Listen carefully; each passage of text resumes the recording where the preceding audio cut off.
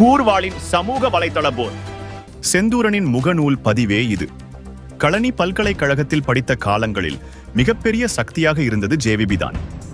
பல்கலைக்கழகங்களில் நடக்கும் ஒவ்வொரு தேர்தலிலும் சுமார் 70-80 வீதமான வாக்குகள் ஜேவிபி சார்பான மாணவர் அமைப்புக்குத்தான் கிடைக்கும்.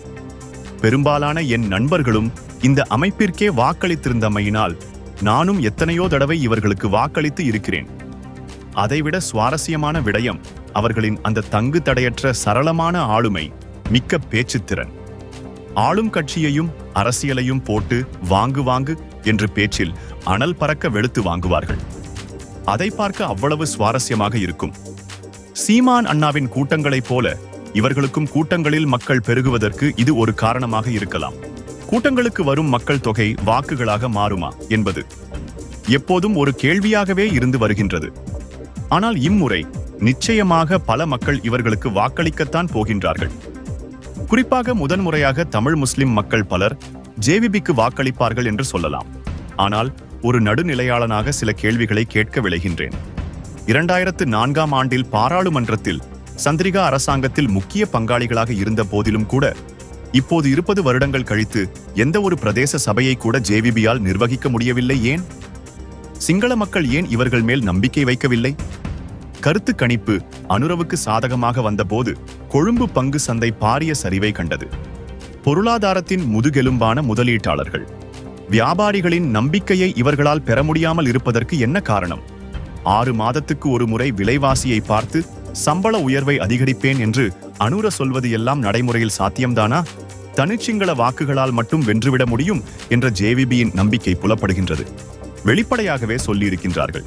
எனவே இவர்கள் வென்ற பின் சிறுபான்மையினரை சரிசமமாக நடத்துவார்களா அல்லது சிறுபான்மையாகவே நடத்துவார்களா?